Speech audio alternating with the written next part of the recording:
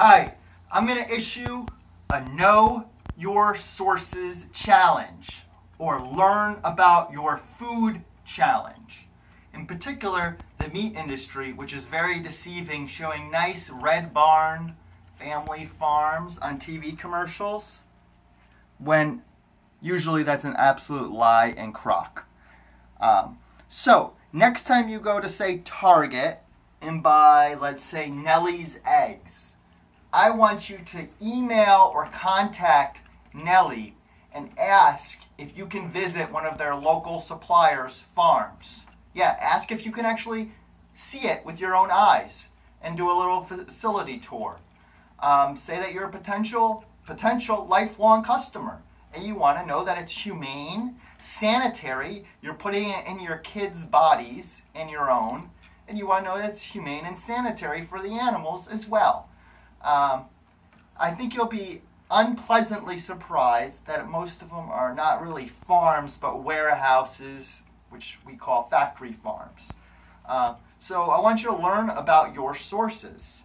For bigger companies like Tyson or Purdue, you can ask to visit a local supplier. If you're not able to, ask them to maybe install cameras in all of their facilities so you can go online and actually see the conditions that they are raised in. I think it's a reasonable request for such a product. If you want it to be humane, which they label them often, which has no meaning. Everyone's definition of humane is different. Usually it's a marketing gimmick. Places like Purdue or Tyson, and even a Whole Foods supplier, undercover investigators have tried to get jobs and they try to keep them out, but they work very hard to actually visit these facilities and they'll record.